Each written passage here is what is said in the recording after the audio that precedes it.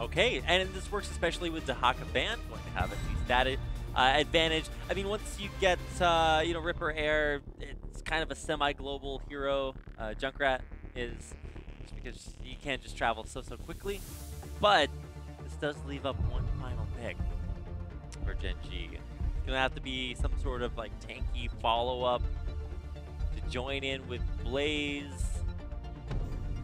Well, going to be the Anubarak. Anubarak, yeah. So, I think the Anubarak works well with Blaze. It's the, what did you call it? The Bash Bros? I mean, they both just kind of tunnel. I mean, I guess Blaze doesn't tunnel, but if he did, they both just pick one guy that's just going to have kind of a bad day.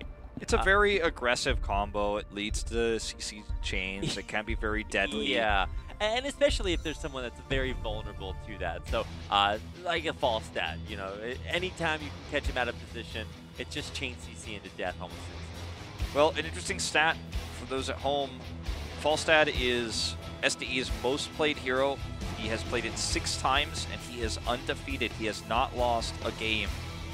30% plays from him. It's his, like, by far most played hero here of the 9. As we head into this map, we'll see if he can keep the perfect win rate to bring us to a game 5. As we move into this map, SC gets to play the Phoenix that's been denied so much. Good priority here. Down. I'm sure that can't be comfortable, right?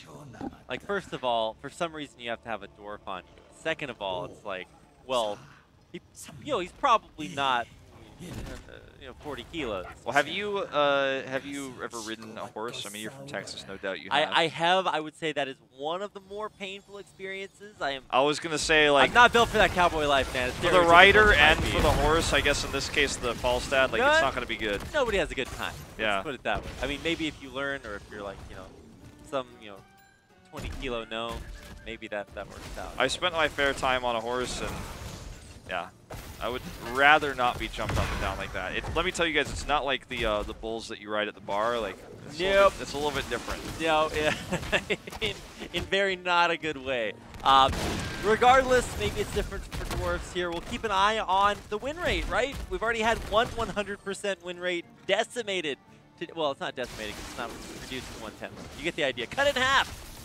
We might see another undefeated win rate marred if SD's Falstad can't pull out a victory to keep Ballistix in this series. Yeah. Well, the Urel matchup winning for Ballistix here is nice for them. That's one thing that they really have in their favor that makes the Falstad more powerful, because as Blaze is forced to clean up these waves, then Urel can rotate around, so Jungha can find opportunities. Falstad can commit to ganks if they are finding something like this. Oh, the play reset! No Goodbye, way! I'm so sorry! I am so sorry! Get out of here! That is the go home. You unplug your mouse and keyboard. Oh my god! You leave the PC bong and never return. Like, that's just a straight up outplay. Oh my god. Holy cow. You don't get to see, like, straight up rejection like that. I mean, okay, cool to see the turnaround there. That's a nice pick off for Ballistix. I mean, Ballistix has a comp where they can bully like this because they have the global and they have the winning matchup in the top lane, so they're never losing anything to do so. So, like, when they rotate 4 bottom for plays like this, Urel is catching mid because you already cleared top. Falstad can obviously fly in if need be if he's finishing the mid rotation. So they end up getting that pick. They did try to invade. That's why they were trying to make that play happen, but they got the kill onto Hooligan with that insane concussive mine. Now it's traded camps. Very even experience because of the even kill score. And, in terms of wave clear, we're around the same. The top lane being cleared faster for Ballistix because they have Urel. But, yeah, it's pretty basic. We're going to see these camps timed for shrines. A little bit slow there on Genji. They are holding it. Yeah, they're just timing it for the shrine, so they don't end up wasting these where their opponent just clears it faster. It's like, huh, why'd you even take this? Same thing for Ballistix. But yeah, they will both hold that. Temples are up, and what are you waiting for? Yeah, there it is. Well, if you get it later, then it gets pushed to your side of the map, and it's safer to clear it, and then you obviously contest a shrine, and then you have the advantage. So like, watch how this is gonna work out, where the camp goes in first here for Gen.G, and then Ballistix heavily commits to clearing it, and then their camp comes in behind the cannon towers, so they actually have that extra protection and the extra damage. So if you can commit the resources to waiting for the late capture, this actually works out really well. I think we will see in a more mobile meta teams invade because people squat like that. Like, I think that's going to happen, but not with this meta. It's a little bit too slow. You can't just go over there and be like, Karazim, ha, too bad you weren't standing on this. Like, that's not really going to happen. But yeah, now you can kind of see like why this is done. It doesn't end up being too impactful, but those in this tiny window of time, like they have spell armor in this wave, so that's why you wait. 6 Stormbolt, man. Just out in the middle of his team. Jung just trading a few blows off to the side, but neither one of them will be what makes the big difference here. I mean, now that the temples are gone, not a whole lot to find. SDE is going to get this top. No, actually not going to stick around to get this top can towers in the sale, pushing closer to 8, but I mean, we are still very close in experience right now. Tist and Friend's going to back off. You can see how much damage Rich could do. Ace in the hole. Broken ability, let's be real. Uh-oh, Hula gets caught again. He's going to get his vengeful Q back, but the global presence of the small stat doing work for Ballistix. Getting that extra damage done. If he really wants to be truly global, that's Hinterland Blast out there. Wishful thinking on my part. If he wants to be truly global, he should speak like 7 languages. If he wants to be truly global, he'll like open a coffee shop in Puerto Rico. Yeah, unfortunately not a polyglot and not able to lock that one in because the heroes are not come online just yet. But we do have very even experience bars on both sides. I already had my one Hinterland. If he wants to be truly global, have a phone with 2 SIM card slots.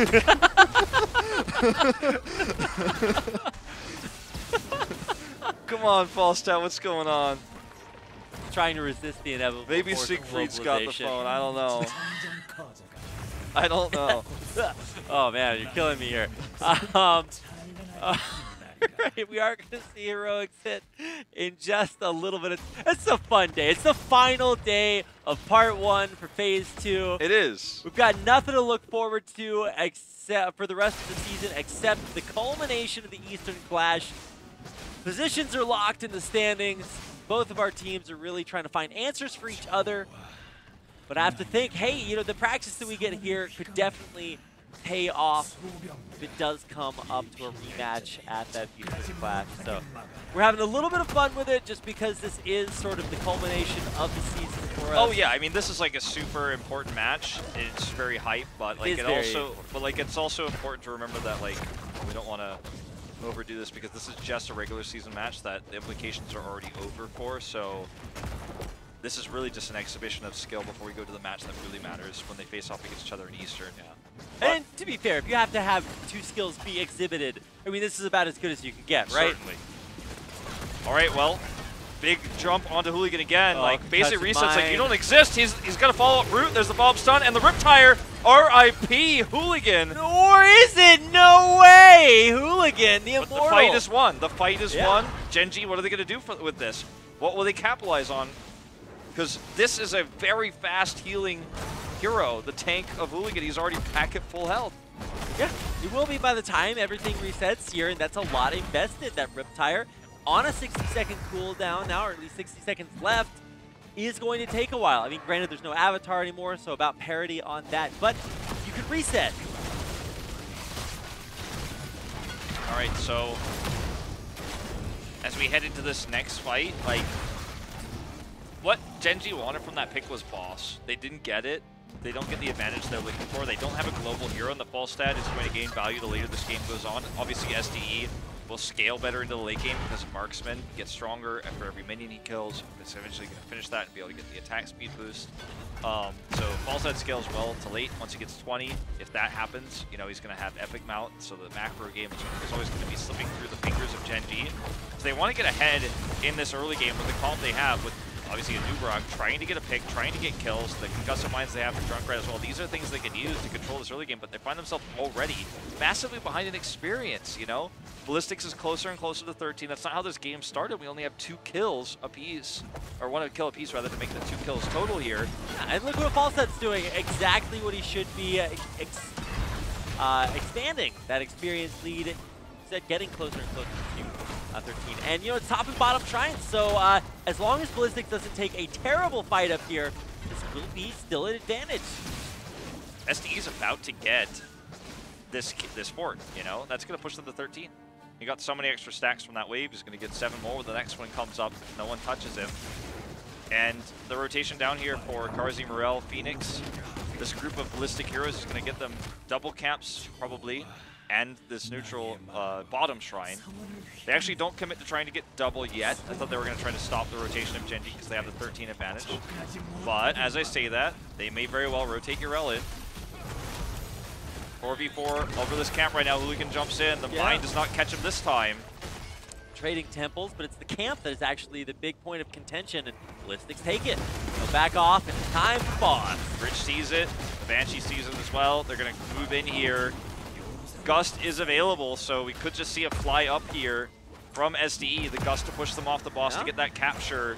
Bunker, though, very similar situation. And Riptire. So Genji wants this. I think Ballistix doesn't need this as bad as Genji does, so they can actually just play passive like this and say, like, well, if you want the boss, come get it. We're ahead of you in experience. We're ahead of you in structures. If you want to take this fight, it's up to you. We're not going to overextend and make a mistake here. Gocha does get the last shots of this eventually here. But the fact that it took so long comparatively means that Ballistix has a 5-man rotation they can use with Global. And in fact, Gocha, he may have claimed his last here on the Blaze. He'll never be allowed to post on online forums again. I mean, Magi, he's going to slow him down. Make sure he can't mount up and but get look, away. Genji is making a boss play from this. This is actually really cool. Gocha is buying so much time here.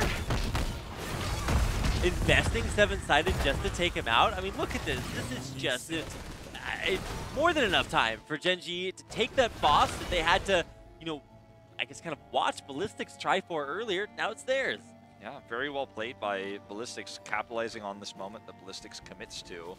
The boss is going to help them catch up in structures. It will help them catch up in experience. It's not the craziest lead for them, but while this rotation happened, a huge minion wave got pushed top. And normally that feels like a good thing, but actually this ends up working against Ballistix because you're now giving Genji a free soak in this top lane while the boss is pushing bottom.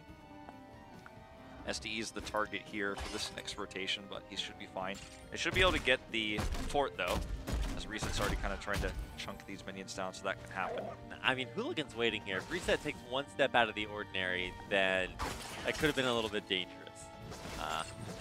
Every good Junkrat player has that ability to spontaneously combust. So I got my eyes peeled for Reset.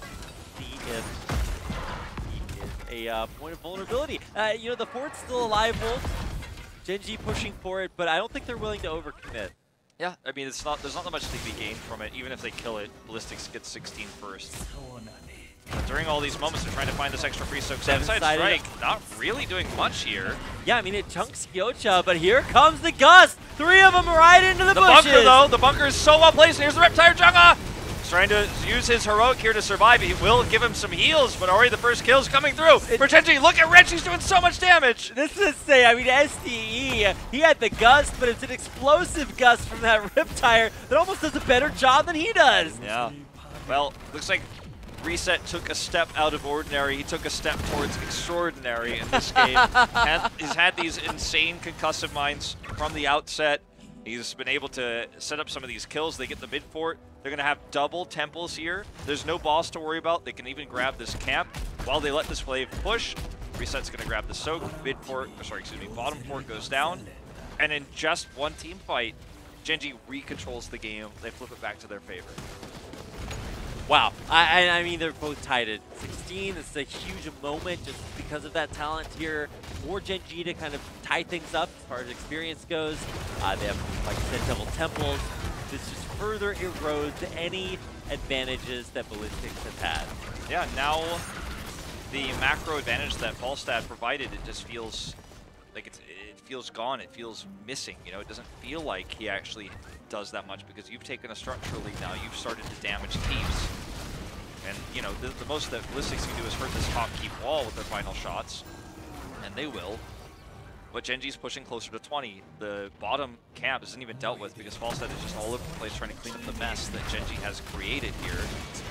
Including now this night camp to the top. bot push is like insane, so they're gonna have to go deal with that. Oh my god. And Gen.G can, if they commit only a few members to deal with this bot push, then you know maybe Gen.G collapses on it. They don't have full vision. If they only commit one, or sorry, if they commit all of them rather instead, then they can get this top keep. They still have a numbers advantage. They have vision of Falstad, and they're just gonna slowly edge this in to start sieging at this keep. It's very difficult with Raynor to do damage, but Junkrat can slowly poke his way down. I mean, you look at the map, it's a whole lot of blue, right? Everything taken, just all resources absorbed by Gen.G. And now they are threatening these keeps. The push up the mid lane was actually a little bit worrying to me, but then I realized, wait, they still have the keep wall, and realistically, that's not going to make much This progress. is actually just like safe experience for Gen.G right now. The same way that the same is true to Ballistix for the top wave, but they're actually Ballistix can feel the pressure now. They're starting to like rotate around. They're not clearing as many waves as SDE is, but if they were clearing the top wave right now faster, then they'd have like actually an experienced lead. They're just relying on Falstad, and he has to be careful. The reason why Gen.G backed off there and stopped pushing the top keep was because they knew that a flight into Gust was possible.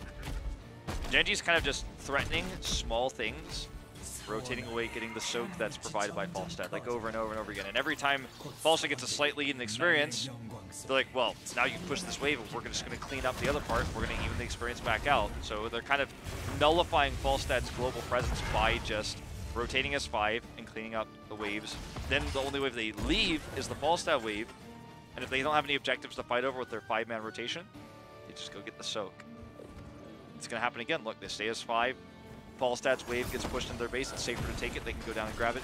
I guess this time there actually is that objective, so they're not going to do it. They look like they're posturing towards it, but they're going to stay for the shrine. Here's the fight that may decide this game in the series. Oh, Hooligan, there's a nice gust, but it only kind of repositions Gen.G. Hooligan still below half, and he is going to have to exit stage right. And now it's Ballistix exit along with him. That's just going to be completely giving up on that temple. Their keep will fall along with it. Where's the hope? Not a whole lot of it. No Ariel in this game either. Jung-Ah dives into the front here. Banshee is going to be focused down first, but Kyocha comes in for the big stun. Here's the follow-up. Hooligan has to run. That's not a good sign for your tank. No support here. And they're blowing up Hooligan. Karzin gets out, though. Can Jung-Ah escape? Oh, and look at Rich. Rich is just going to 1v5 right now. It's almost a little bit humorous. See Jung-Ah kind of caught off to the side. He gets shoved down the moon well. Or it's not the moon well. What's moon the door. Moon door. Yeah, there it is. And so he'll take a long walk. Or long walk off of a short platform. And another keep just about going down. That's the final 20 shots that'll take it out. Okay. That's 20. Well, they're going to look for the boss play now. Okay. With no Urel here, it's very difficult to contest. Gust is available. But if you try to commit to the boss, even if you gust them off, and if you're lucky enough to gust them off and steal the boss, you're out of position for the fight, and you might actually end up getting wiped and lose the game. 2 keeps down essentially here for Ballistix. It is important to note that it's actually one. The top one does survive, but it's not going to live for much longer. Ballistix has to give this up. And it's okay, because this is their healthiest keep. This is the one that has, I think, even a little bit of a semblance of a keep wall left. A full health keep. This is not going to go to the core. This can buy them time for 20. The problem for Ballistix is that top wave actually means they can't soak for 20 with it. The mid wave isn't there in range for 20, so there's just no realistic way to kill minions and get level 20 before I was this like, boss where gets do here. they go for this? It's almost like having that wave pushing is, yeah, it's, like you said, it's a bad thing. Where are they going to get it from? I mean, they've got a long way to go for it. I don't think Gen.G are going to give them the time. You can even see, like, you know, trying to salvo here. SC just trying to get any bit of damage done, and he's just pushed totally back. He has no shield. Like, what is he going to do? They might even just have to gust them away off of this keep, or they may just simply die. The boss is too healthy. They want 20, but I don't think they're going to get it before this fight is over. SC's so low. He would love to have that second health bar from 20, but he doesn't have it. Keeps down. Gen.G is making a play to win this map.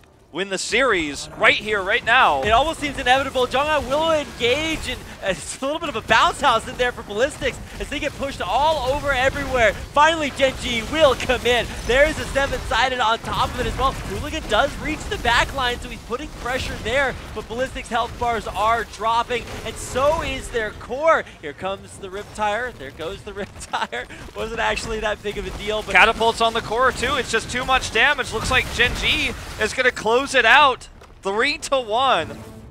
They've got that second place seed now. They close it. And we're talking about how this series, you know, was fun to watch. We already knew that this final map was more of a fun map, but it's a win that Gen.G could say they have when we go into BlizzCon qualification in part 2. This will carry on to that.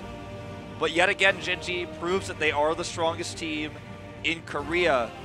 And, you know, are they the strongest in the world? They proved that already at mid-season brawl. Right. They'll prove they're the strongest in Asia if they win.